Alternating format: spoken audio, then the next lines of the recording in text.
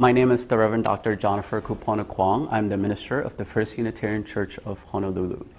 So today we are going to be talking about Unitarian Universalism. We're just going to go over the history really quickly this week, and then the next month we're going to be going over where the future of Unitarian Universalism may be. There has been two lines that have consolidated in 1961. And originally, there was the Unitarians and there were the Universalists. Now, the Unitarians, we could actually trace our roots way back. So let's take a time machine back to 2,000 years ago, when there was this group of people called the Arians. And the Arians believed that Jesus was not God himself. So he was the Son of God and a Son of God, but not any more so than you and I are children of God. And so the Arians came up with this fine tune, actually, to describe their belief. They used to sing, "There was a time when Christ was not," meaning that that Jesus himself was a created being, just like all of us. And so for a while, Arianism thrived and it flourished, because really during the early days of Christianity, there wasn't just one way of thinking. There wasn't just one Christianity.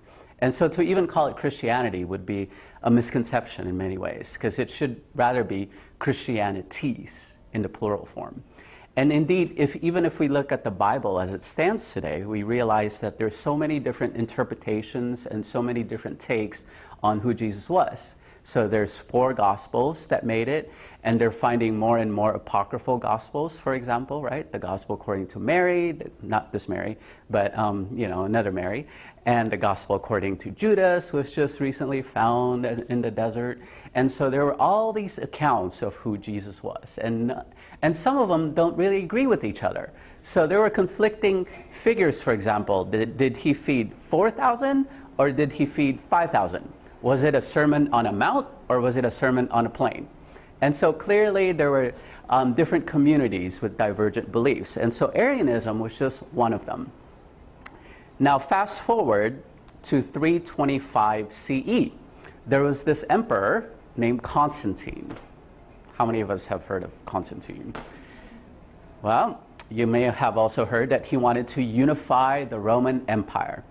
And what better way to unify it than to have kind of a monotheistic religion, right? So if you have one God instead of a gazillion gods that are out there, as has existed within the Roman and the Hellenistic world at the time, why don't we just have one God? And it's a good question. Which God then do you adopt? Let's take a look at Judaism. They have one God, right? But that was a little bit more complicated than that. And the Romans and the Jews didn't really have this great relationship. And so, he took a look at Christianity and thought, well, is there a way that we could adopt Christianity so that it would serve the needs of the empire? And so what he did was he put together a bunch of bishops and put together what was known as the Council of Nicaea in 325. And what this council did was it took a look at what Christianity believed in or what it didn't believe in, and see if they could come up with some kind of a consensus. Anybody ever put together a committee before? Anybody try to draft a document or, by committee? You'll know that there's a lot of human work that goes into it, but finally they decided that they were going to adopt as the main orthodox perspective this whole idea of the Trinity. Now the Trinity, I don't know how many of you have heard explanations of what the Trinity is, right? 3 persons in one God. 3 persons in one God. And how is that possible? Isn't that polytheism to you? How is that still monotheistic? How can you have 3 and 1? It's a mystery. It's a mystery, okay. And that was certainly the Eastern Orthodox perspective that, unlike the Western world, they don't even try to figure it out. But did any of you go to Catholic school at all?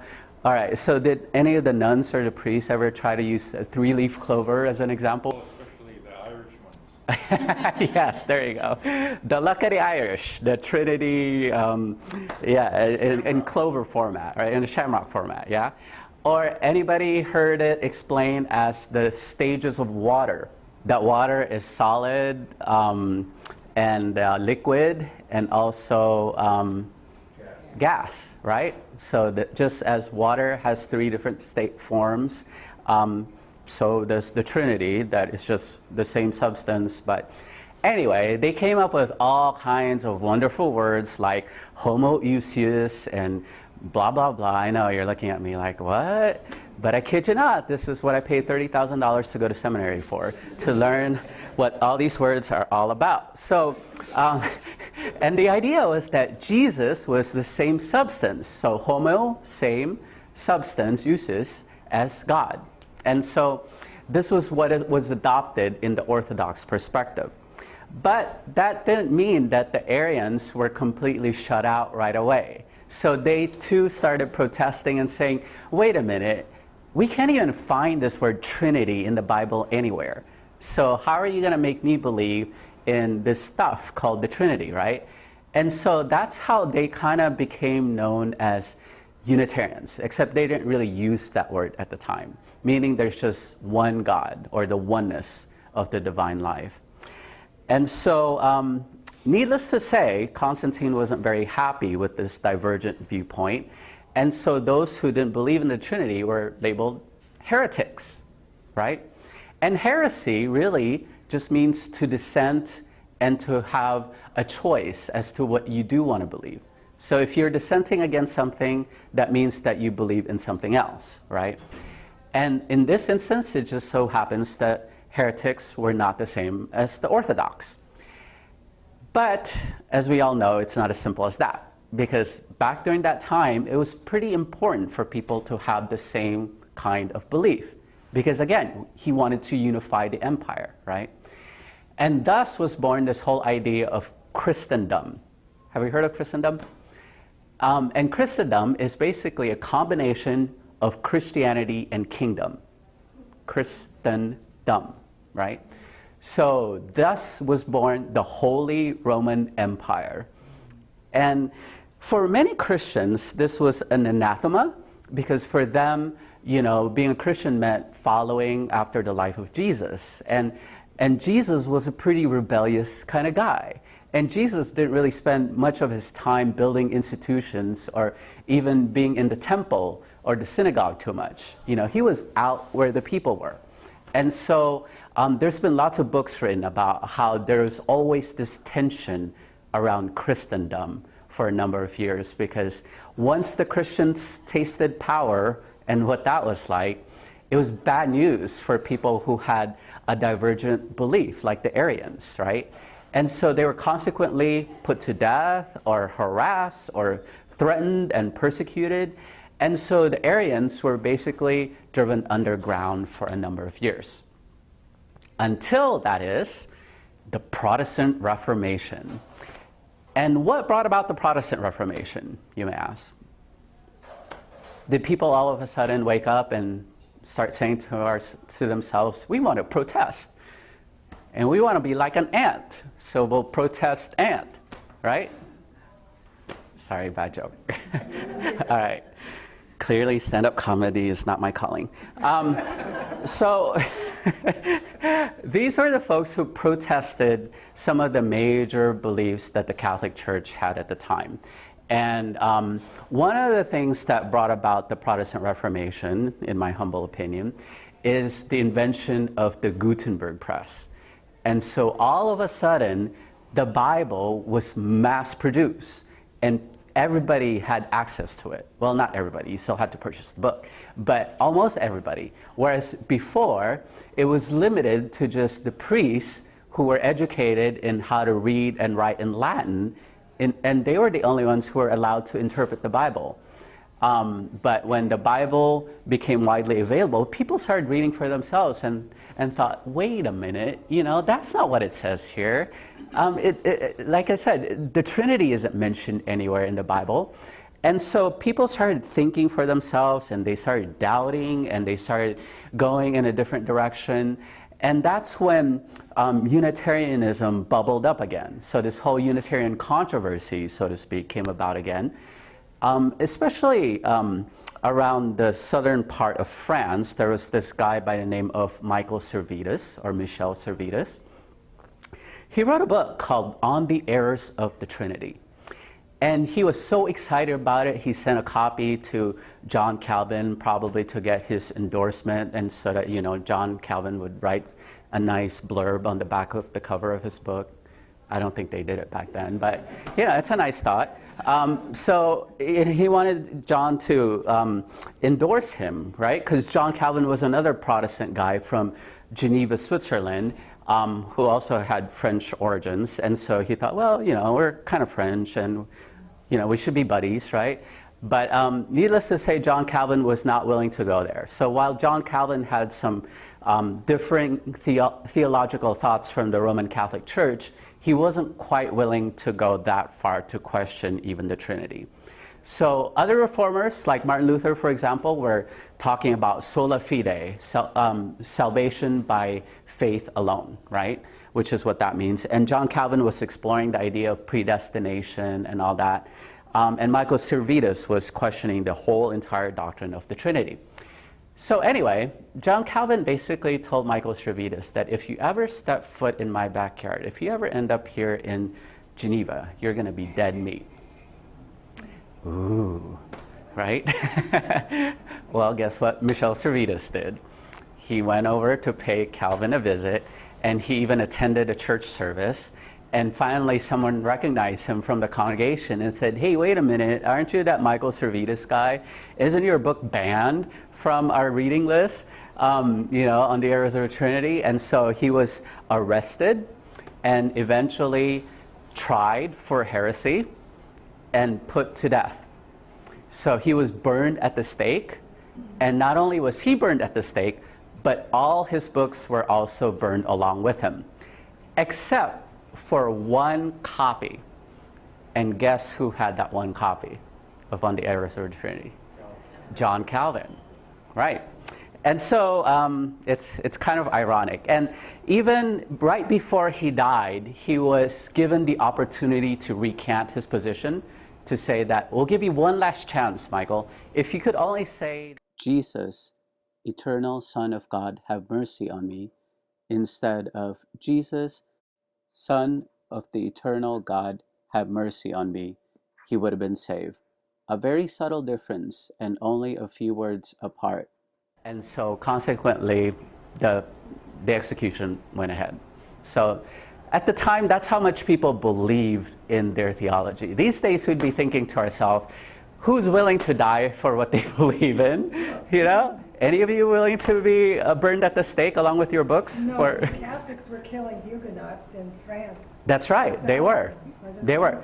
But what was unique about this was that it was a Protestant that killed and tried another Protestant for heresy, right? So that was what was unique about Michel Servetus's case, and it wasn't vice versa. So it wasn't the Protestants killing the Catholics or the Catholics killing the Protestants.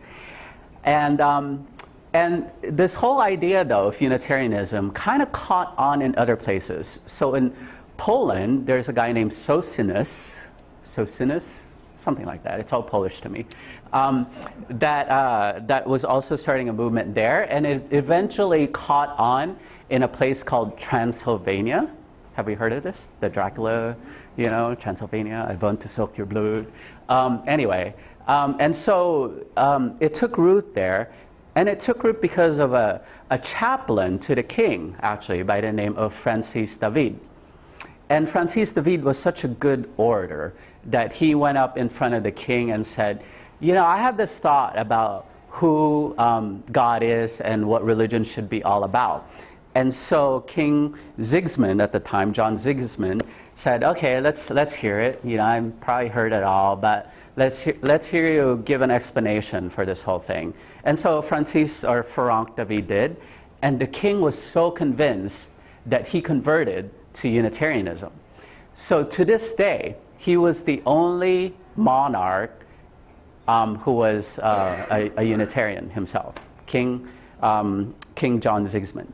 And it's too bad that he died too young, but at the time, King Sigismund was the one who wrote an edict called the Edict of Torda.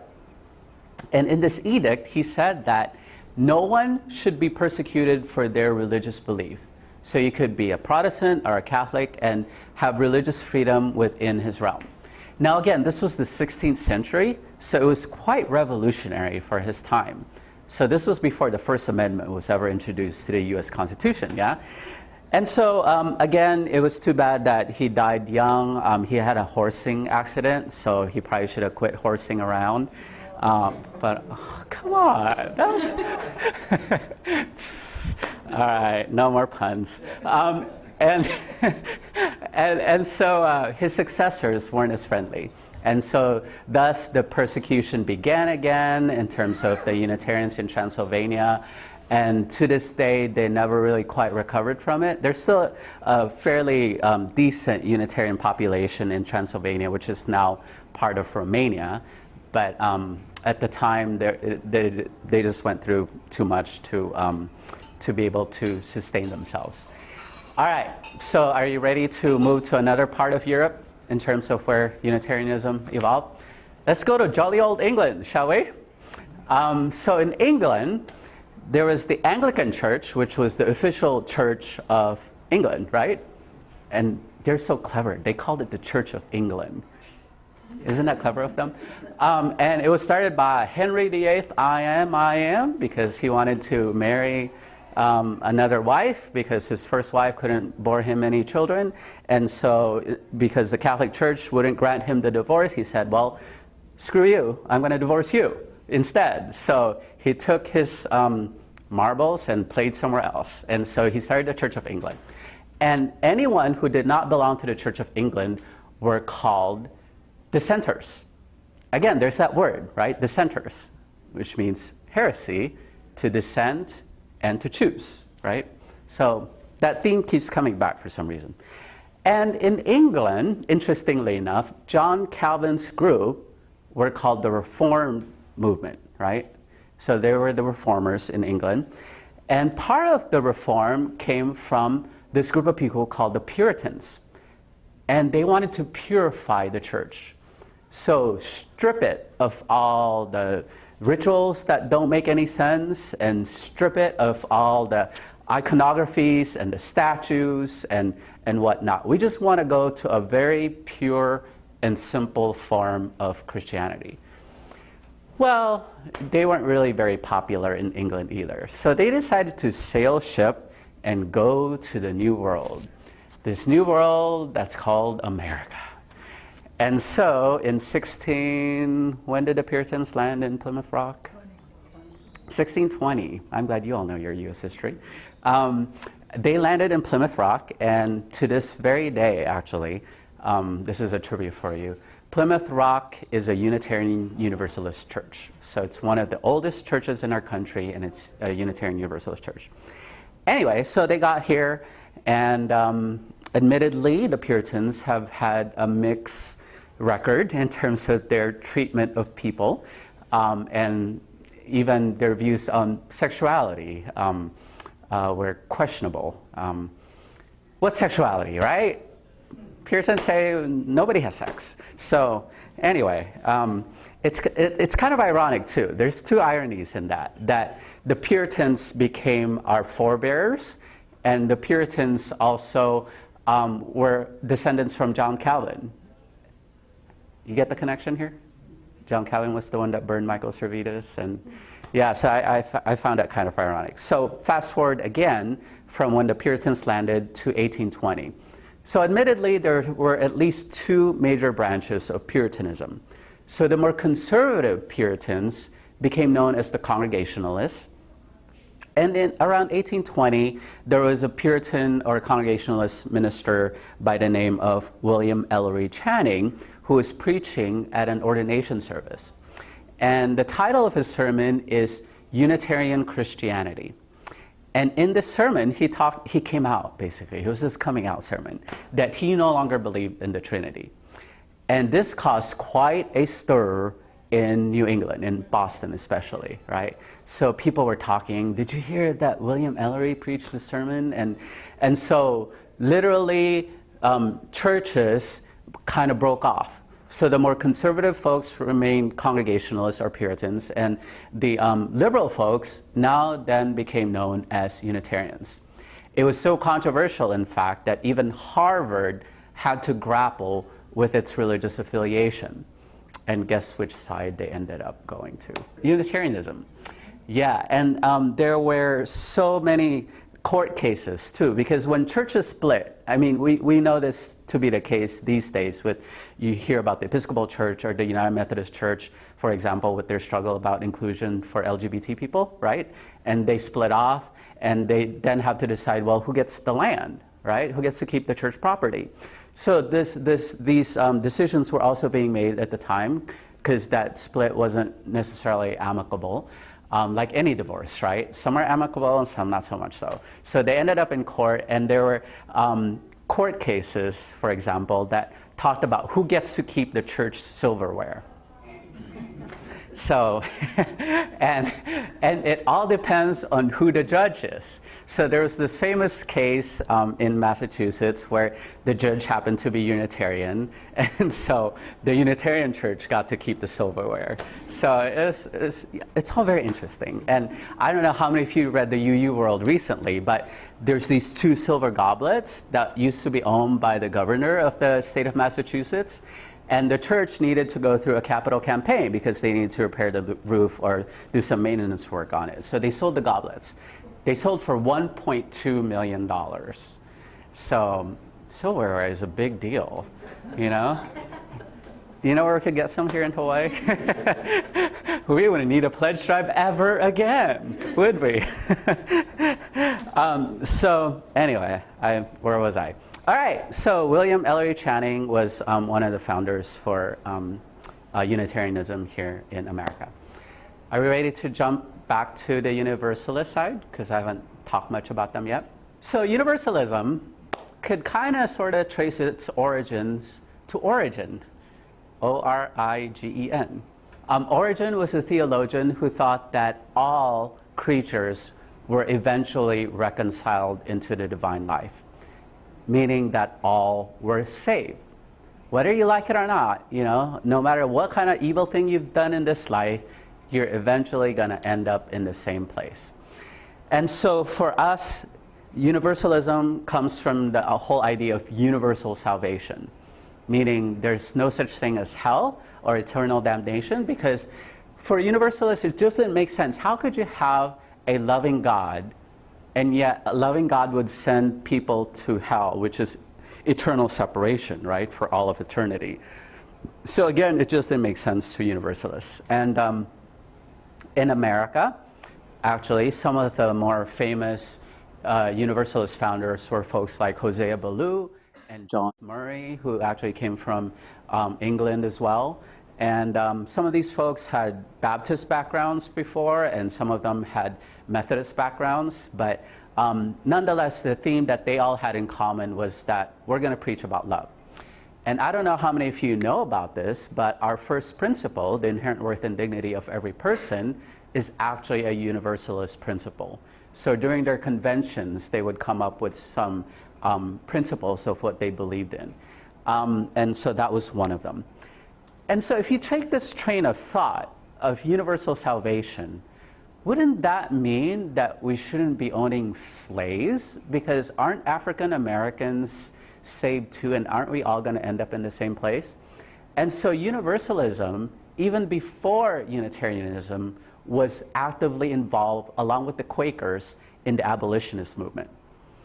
Because again, if you'll recall, the Unitarians were some of the bedrock founders of New England, and they were part of the Brahmin class, right? and they probably had shares in the plantations in the South. And so that would be against their vested interests to free the slaves, right? Wouldn't you think? So it took them a little longer to come up with the conclusion that it's wrong to own slaves as well, more so than the Universalists. And the Universalists were the ones that ordained the first women. In 1863, Olympia Brown was ordained. So she was the first woman ordained in a major denomination. And it wasn't until a couple years later when a Unitarian woman was ordained into the ministry. So again, you know, theology matters because it has an implication on how you live out your life and what kind of impact you're making in the world. So that's kind of a brief rundown of Universalism. And they tended to take root in more rural kind of areas. So it was a more populist kind of movement, Universalism was. And people tend to say that Universalists are the heart of, you know, they're in touch with their emotions more than sometimes Unitarians are. Unitarians are often accused of being frozen chosens, right? We've all heard of that expression. So, and again, you know, I like to emphasize that Unitarianism, especially here in America, grew out of the Enlightenment period. And a lot of deists and people that were a part of the founding of this country, for example, had Unitarian and Enlightenment leanings, right? Like Thomas Jefferson, And who had slaves.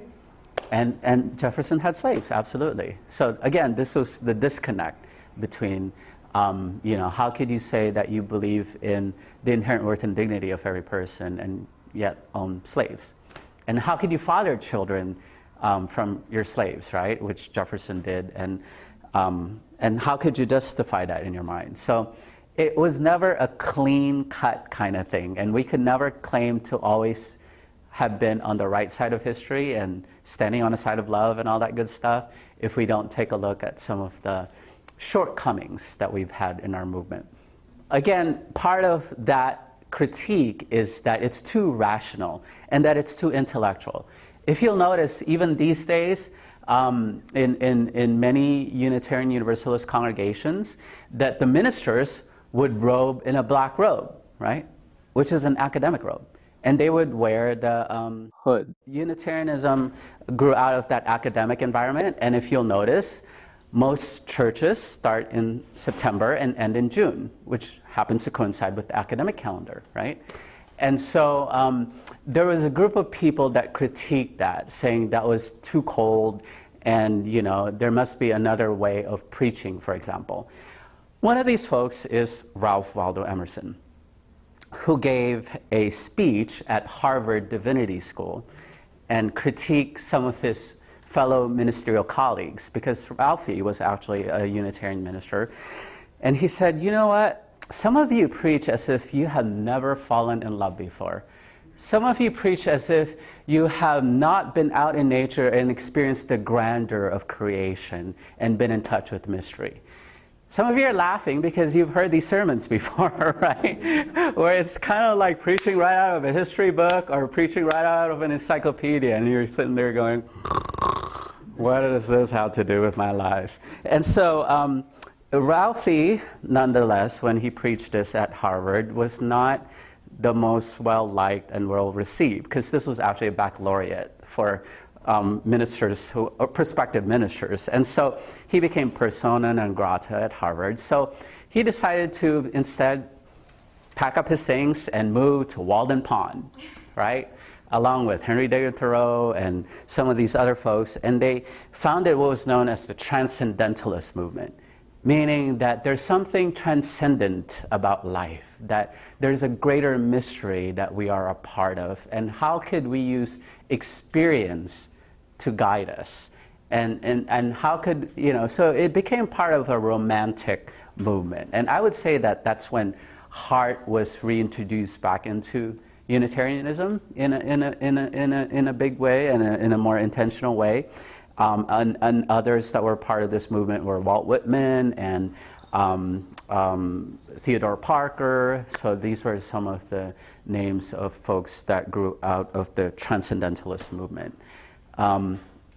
And so that was the 1830s, 1840s, 1850s, something like that. All right, in the meantime, Universalism was beginning to experience a period of decline during this time. And you want to know why? Because they became the product of their own success. Meaning that other denominations no longer believed in hell either. And so it's like, what's the uniqueness of Universalism then? If they, if these folks don't believe in it, then, well, why don't we just go to these folks, right? And so during the late 19th century, they were beginning to experience some decline. And Universalists actually sent a few missionaries overboard. So I don't know how many of you know this, but there were actually some Universalist missionaries that went to Japan, for example.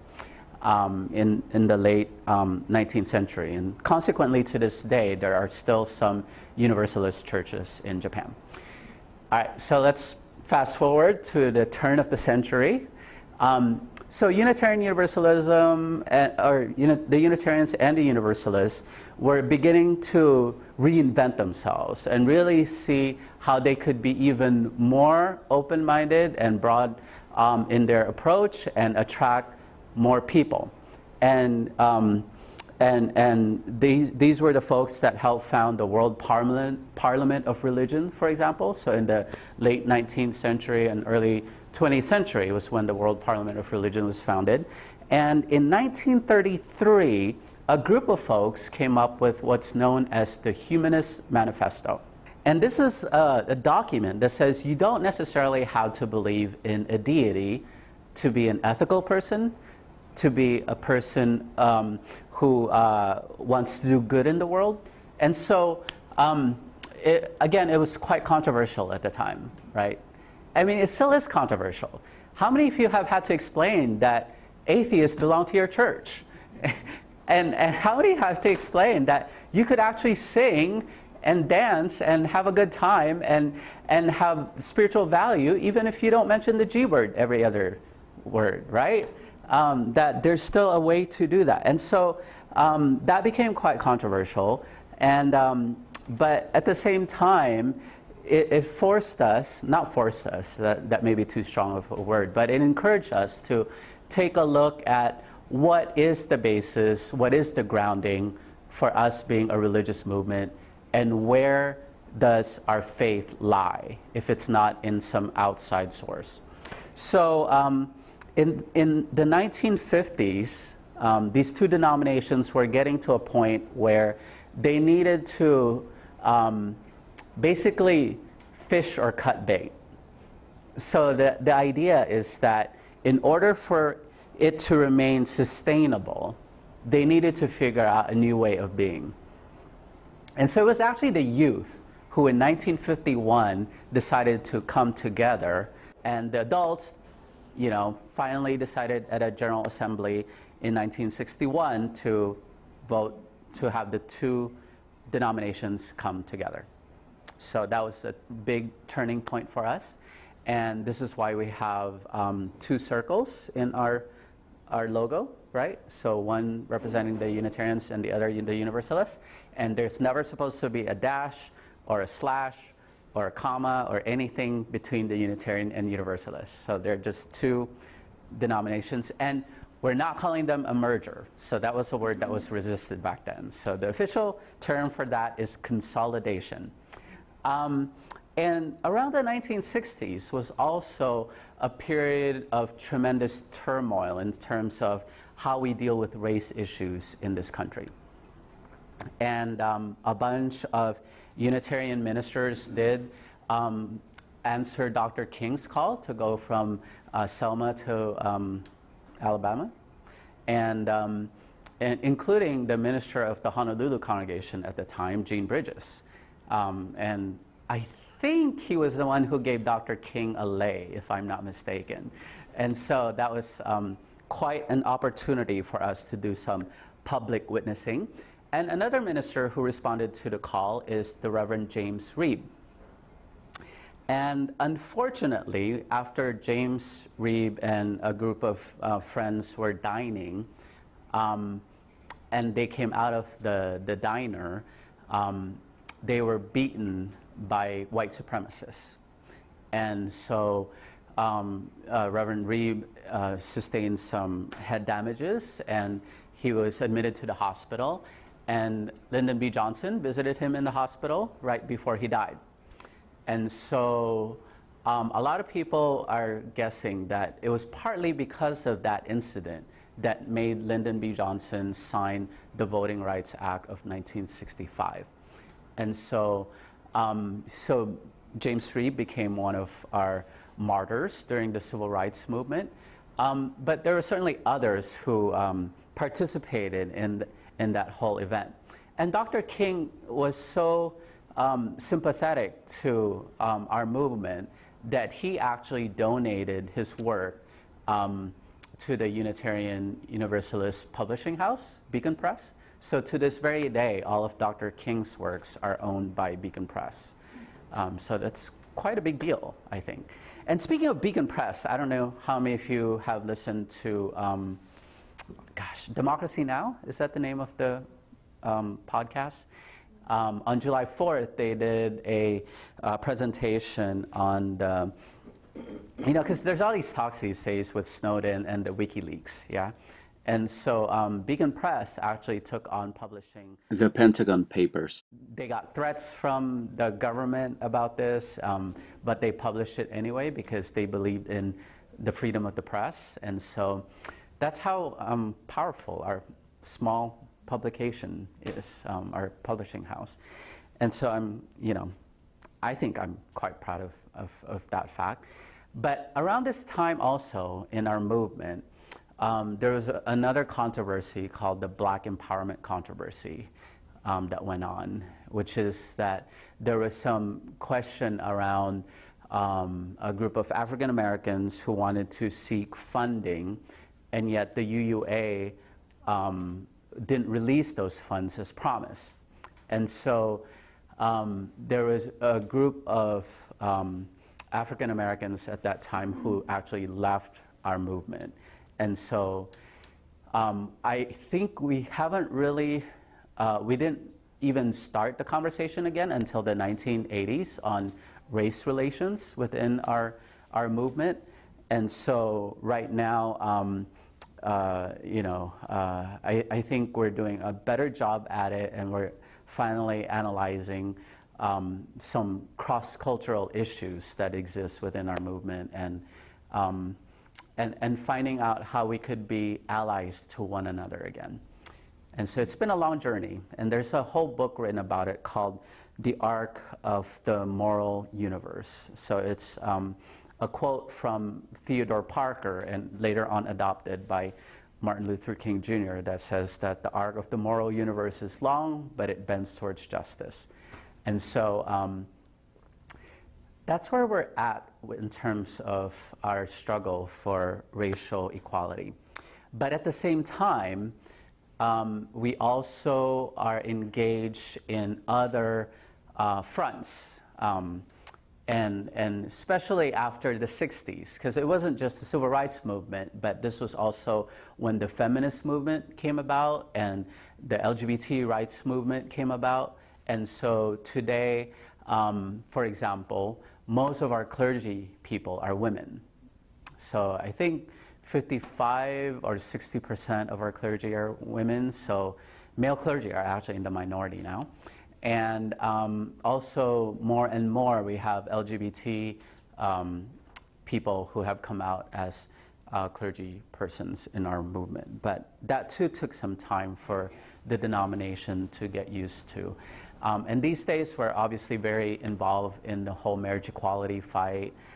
In fact, in Massachusetts, the court case that was brought up in front of the Massachusetts Supreme Court was Goodrich versus Massachusetts, right? And Goodrich is a member of Arlington Street Church in Boston. And so we were definitely front and center on that debate. And in probably every state ever since, so in the 13 states that allow for marriage equality, now Unitarian Universalists have played a dominant role. And the other issue that we're taking up is immigration reform as well as reproductive justice. As we know, the debate is far from over, as evidenced by what took place in Texas recently.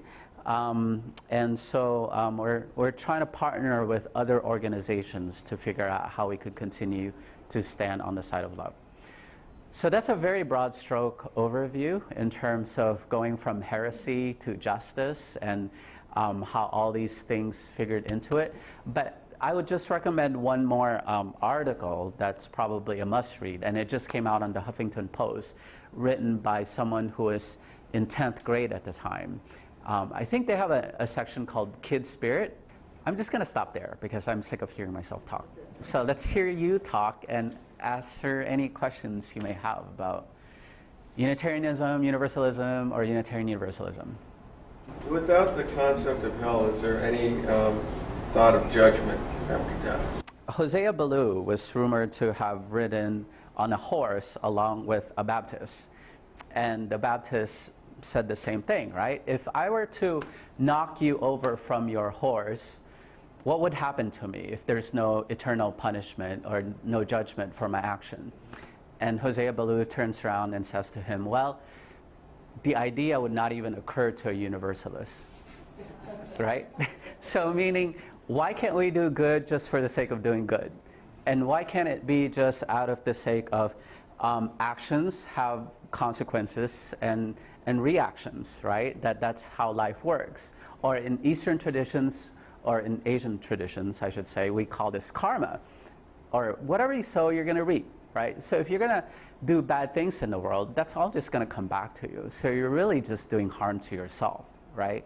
And so that's the idea around it, that you don't necessarily need an eternal reward or punishment in order to have a strong, healthy, ethical system. So that's, I think, how Unitarian Universalists would answer that. So we're co-creators of the society that we ended up with. Yep, absolutely. It puts the responsibility back on us. So we can't just blame the devil and say the devil made me do it.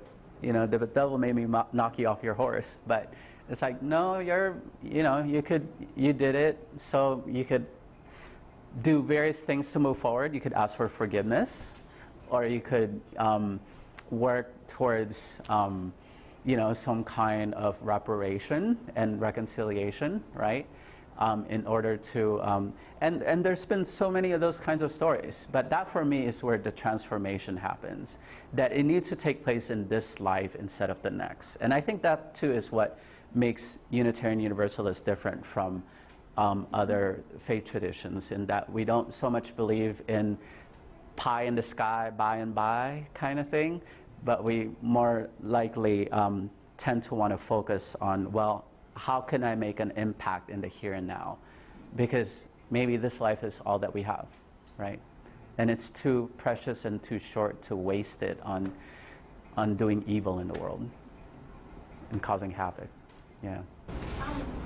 Would you say that the connection between, I guess, the early protesters that led to the Protestant Reformation that you mentioned, and then King's Man in Pennsylvania, and then the Puritans, I mean, that's like such a huge range, but I often hear those as like the roots of Unitarian Universalism. But is it specifically against the Trinity, or is it just the idea that we don't have to believe in anything in particular? I mean, what is it exactly that connects those, that stood out, that that we can say that's what, because they didn't use the word Unitarian or anything like that, right? It was. Yeah, oftentimes groups get named because of what other people call them.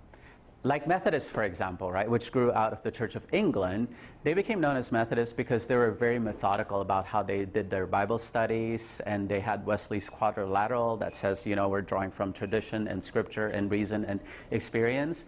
And so that's why they were called Methodists. And so Unitarianism was kind of, in some ways, a derogatory term back then, like those are the people who don't believe in the Trinity, so they must be Unitarians, right? And so, but oftentimes too, people have a way of reclaiming words back for themselves. And so that's what kind of happened. But as with, but getting back to your question about the Protestant movement and why do we consider ourselves to be part of that movement, in that there was a spectrum. There were the ones that were called magisterial reformers, which was what Martin Luther was. He was, meaning he wanted to work within the system still. So he never actually left the Catholic Church. He'll say that the Catholic Church left him. And in fact, indeed, he was eventually excommunicated from the Catholic Church. But the whole goal was to try to change it from within, that there's still parts in there that you could reform and to refine a little bit. And so I don't think he ever gave up hope. But on the other end were the Anabaptists. So that was the really radical side. So there was indeed a part of the Reformation called the Radical Reformation. And I would consider us to be more on the Radical Reformation side. So the Anabaptists were the ancestors of the Baptists, right? And their whole idea is that you can't have infant baptism because children are not accountable and they're not knowledgeable yet about their faith and what salvation is like. And so they wait until they're adults in order to become baptized. And so that's why they're called the Anabaptists and the Baptists, because it has to do with baptism.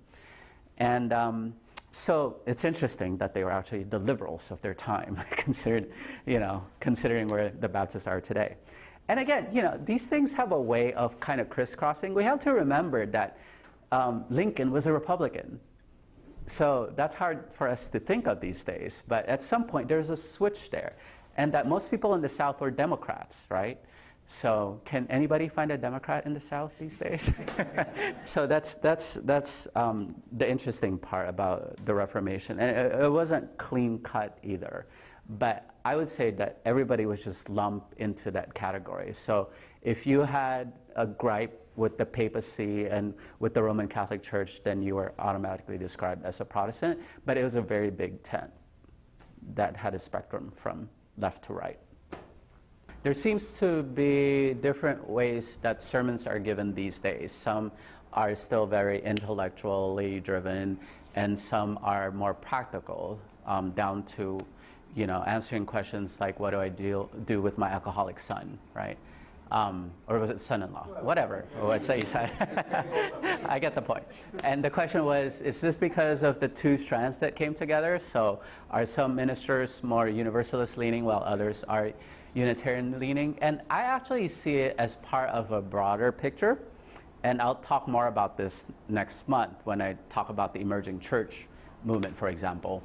But I see, even within our own denomination, this move and this evolution, if you will, from preaching as being the voice of God to preaching, you've heard of that, right? That literally it's God's mouth speaking to the minister's ears, and then the minister's mouth speaking to the congregation's ears, right? That's how the divine word gets transmitted. And you'll still notice in many orders of services, for example, they'll have a whole section that says service of the word. So this is the word of God, right? So that's what the sermon is. And in Unitarian, and in some cases Universalist circles, like I mentioned before, preaching, since we don't necessarily believe in God, became the voice of reason and the voice of the academy. So the minister who is the most erudite and could win the most debates and could support their thesis strongest is the best minister in town, because they're able to do that, right? It's basically like giving a good lecture. So if you're able to do the polemics thing and you're able to argue your point very clearly and concisely and articulately and have sources and have all these books to support what you're saying, then you're a good preacher. But these days, as we're getting rid of Christendom, remember how I made that distinction? I think we're living in a post-Christendom age. We're in many ways getting back to that very messy early days when there's like a gazillion viewpoints, right, about spirituality and religion and all that. As we're entering again the age of the Spirit, where does the voice come from? And my argument is that it goes back to preaching is the voice of the people. What do I mean by this? When I put together celebration of life services, memorial services, I'll usually talk to the family because I don't want to do these boilerplate kind of memorial services that just basically gives you a bio of this person worked here and was married here and had this many children and blah, blah, blah. But I want to hear the stories and I want to hear the legacy that this person left behind. And the best way I feel like I know how to do that is by talking to the family members and talking to the relatives. And I asked them particularly, I said, is there anyone who's not giving the eulogy? I want their voices to emerge. So I want to be the mouthpiece for them.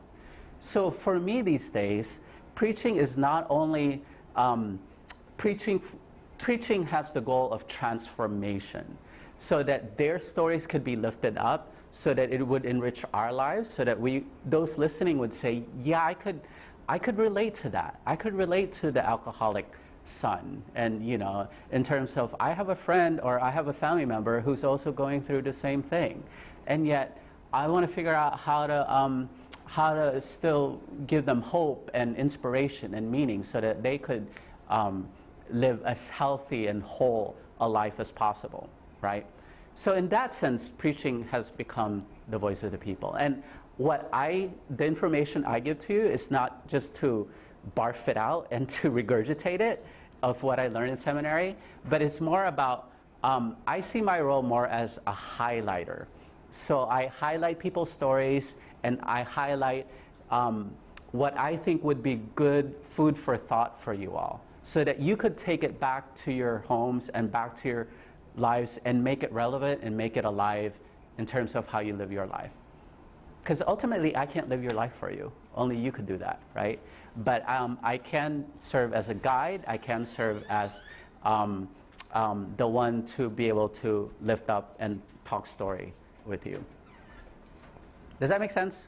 And again, I'll talk more about this in terms of putting into context. It really epitomizes the idea of faith is the basis, but it's the acts that we're more concerned with in this day and age. Right. Putting faith into action, right? Yeah, how does it become alive in the world? There are some kinds of action that, because we were a new congregation, I felt that we were being very, very cautious about getting into any kind of social actions or actions that have some kind of ramification in politics or in the feelings of the community. Mm-hmm. And I don't think that's really in the spirit of Unitarianism, at least that's not the way I see it. And I would like to see us get more interested and involved in what's going on in the world today. Mm-hmm. Well, we struggle with that in the Honolulu congregation as well, believe it or not, and we've been around a little longer than you all. We just celebrated our 60th anniversary. But I've had many conversations with our Social Justice Council, for example, in terms of how can our actions be effective, and how could we build the critical mass that we need. And having worked in the No on Prop 8 campaign in California before, it really opened my eyes, and I learned so much about what strategic action looks like and what action that's just based on personal projects and personal interests and passions look like. And the latter, in my opinion, is not as effective because it's spreading out the resources too much and it's spreading our folks too thin. And so the analogy that was given to me is if you had 12 cups of water and just one pitcher. You could either fill each cup with maybe an eighth of the cup, or you could fill it a little bit more, right? But just fill up 6 cups instead of all 12 cups. Does that make sense? And which one would be more satisfying and which one would be more filling? And so what we've done in the Honolulu congregation is we said, well, out of all the issues that we want to be involved with, can we somehow narrow it down to maybe 4?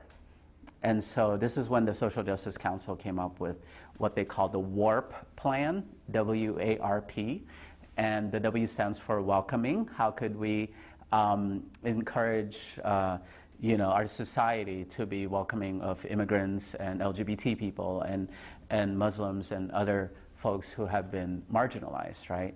And the A stands for Aina. How could we build a more environmentally sustainable culture for our kids and for future generations? R stands for reproductive justice, and P stands for political reform. And so I know that even with that seems like quite a bit. And the next step for us is to figure out, well, we can't do this all by ourselves either. So how can we be strategic about who our partners are going to be? So which organizations are already doing it so that we don't have to reinvent the wheel?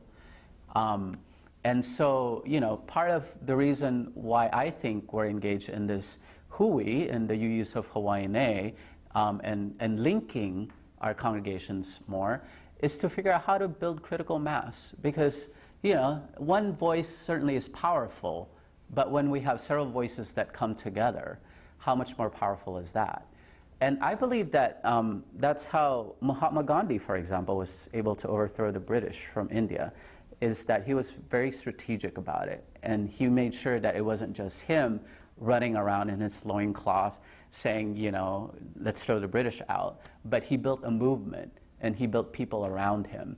So for me, it's about movement building and moving from the I to the we, so that we have a grander vision of what are our common areas that we want to tackle that have to do with justice, right? Because you have your issues and I have my issues, but where does the Venn diagram kind of intersect with each other, and where can we work together to bring about change in our world? How did we become a church with no creed? We always started out with no creed to begin with, and in fact, one of our sayings is deeds, not creeds. I don't know if you've heard that or not, so that's one of those things that describe Unitarian Universalism, in that we don't think that our beliefs should be set in stone, because our lived experience changes all the time, and even language changes all the time, right? So, for example, all right. So in 1961, like I said, we consolidated, and at the time we only had 6 principles. But it wasn't until the 1980s when earth-centered spirituality started becoming more prominent and paganism entered the picture that we thought, well, maybe we are part of this larger interdependent web of life, and maybe we should be more mindful about the bigger picture. So how could we change our language? Or even if you look back in 1961, a lot of it was very sexist. So obviously in this day and age, we want to include people of all genders, right? And so these days, the discussion is more and more around even how to throw the bigger gender question out there. So at General Assembly, for example, this year, we have gender-neutral bathrooms. So we ran around all the convention center bathrooms and put a new sign on them so that men, women, and transgender people could use the bathrooms, right? All at the same time, that we don't have to fall into this gender binary. And the other thing about that is that we have the power even within ourselves as a body to change even what our 7 principles are. So, for example, I'm trying to start this movement because currently we have 6 sources, yeah? But what if we were to introduce art as the 7th source? That the beauty and the inspiration and the appreciation that we find from art to be a source for our spiritual lives, right? How many of you find that to be the case for you? Like when you listen to music or when you see an art, a canvas, you're just in awe and you're inspired. So why can't we draw from that as a source? So, it's a living, ever-evolving thing. And that's why our hymnal is called The Living Tradition, I believe, in that we realize that we do come from a long tradition that goes back at least 2,000 years. But at the same time, it's not a dead tradition, that we're constantly infusing new life into it. And at the same time, I would also say that we do have beliefs. You know, I go back to that song, "We Believe in Life and in the Strength of Love, and we have found time to be together," and yada, yada, yada, right? It's like we do have beliefs, and we don't believe that killing people is right, for example, or that we don't believe that 1% of the population should own 90% of the resources. You know, we have certain beliefs, right? And we don't believe in senseless killing of and destruction of our environment, or the rape of children or genocide. We have all these strong beliefs, I would say, that we have in common. At least I would hope so. But they're more credos in terms of they're not written in stone, frozen in time, but they're flexible beliefs, and they could be adapted to the environment that we find ourselves in. That's another good explanation. So Gail was saying that she grew up in an environment where a creed would serve in a way almost like a litmus test. So if you don't believe in X, Y, and Z, then you're not part of the group. So it becomes an exclusive kind of document, right? And so, and which is antithetical to our strong value around inclusion. And in fact, you know, our denomination a few years ago came up with a slogan called "Room for Different Beliefs," and period, and then it says "yours," right? So it includes all of our different beliefs together. But in some ways, I think that's misleading as well, because again, you know, we don't include.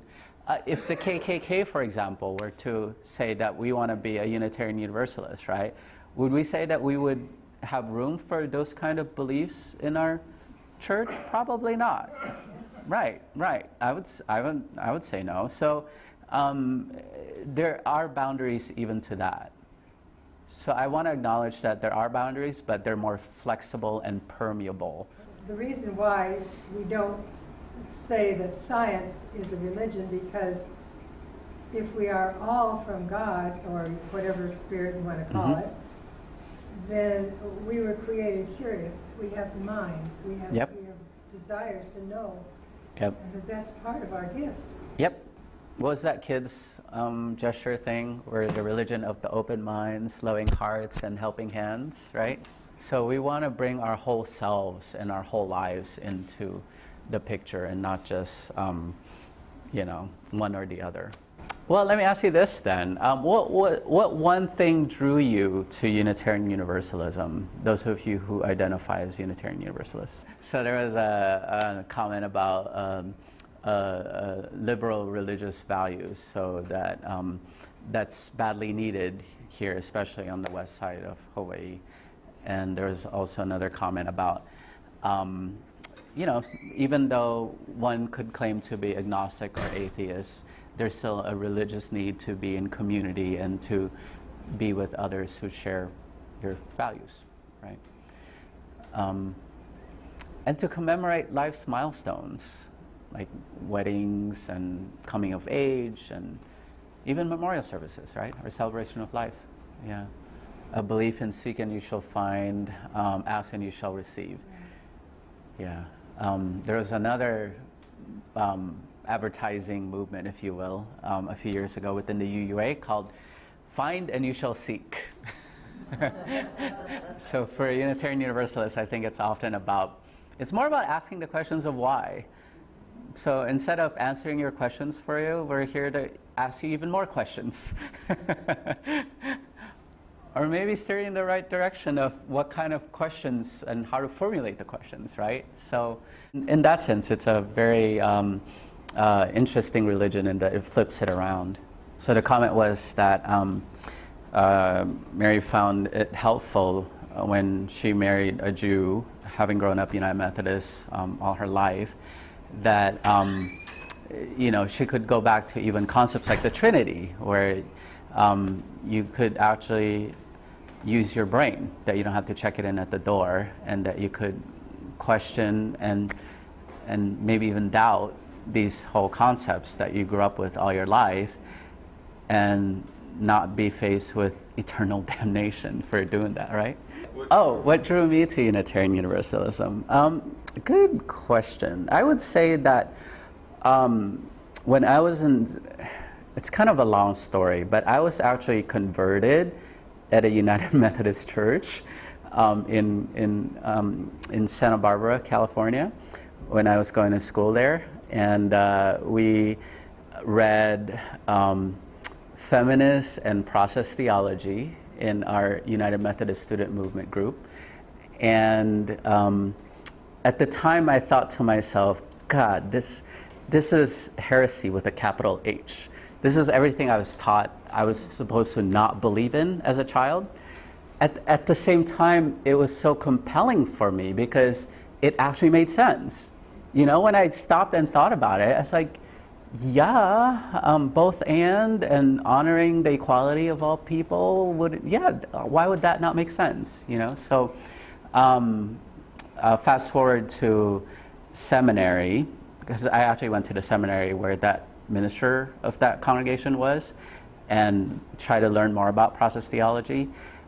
In seminary, I actually ran into a lot of UU students there. In fact, I lusted after their heretic button, you know. Instead, they gave me one that says, nuke a gay whale for Christ.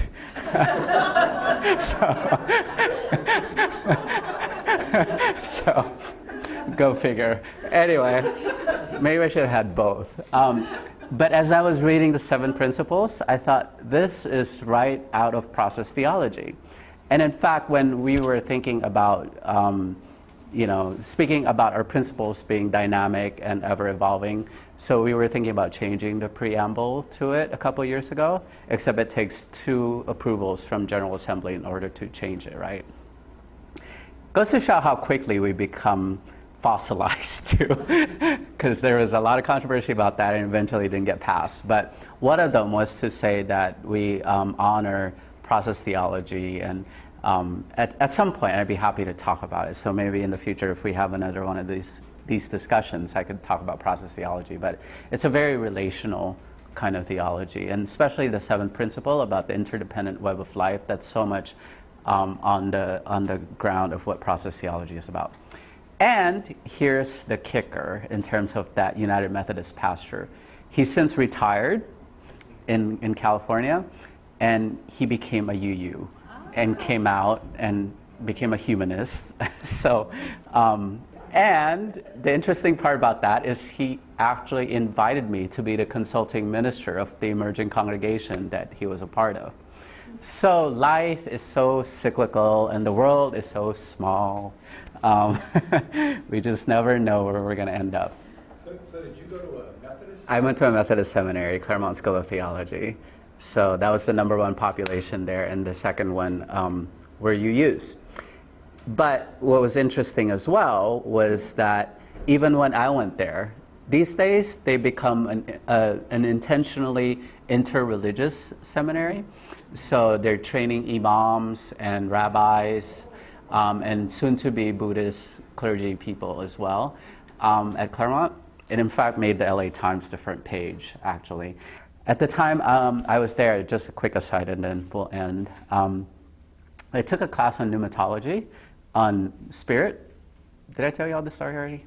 All right, so it was wonderful because there was this one session where the professor was going to be gone. So he said, you could either still have class on your own or we could cancel class that day. It's a 3-hour class, yeah?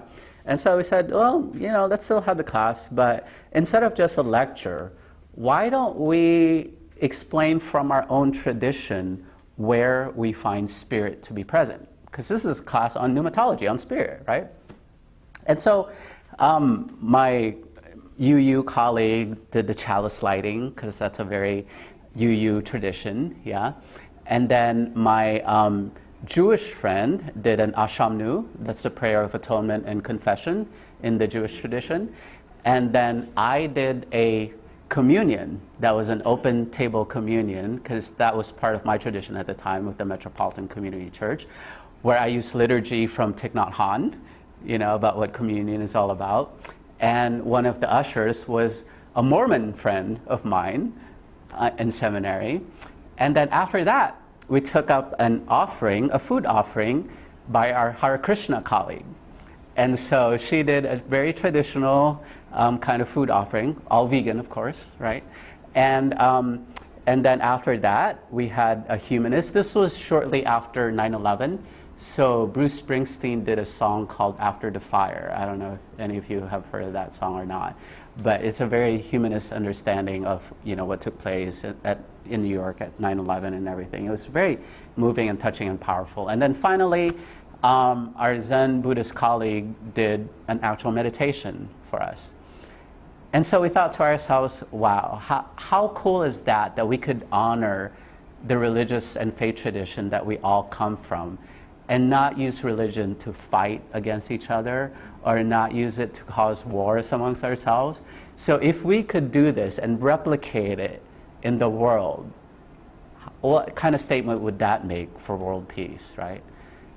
And it's my same belief that we have it within our UU DNA to be that agent of change and transformation and reconciliation in our world. So that, to answer your question, is why I became a Unitarian Universalist, in addition to the social justice piece. Because when I was working in California, I found out that over 50% of the phone banks for the No 1-8 campaign were held in houses of worship, and the majority of those were UU houses of worship. So who showed up to the rallies, who showed up to the phone banks, but the Unitarian Universalists. So putting our faith into action, that's what drew me to Unitarian Universalism.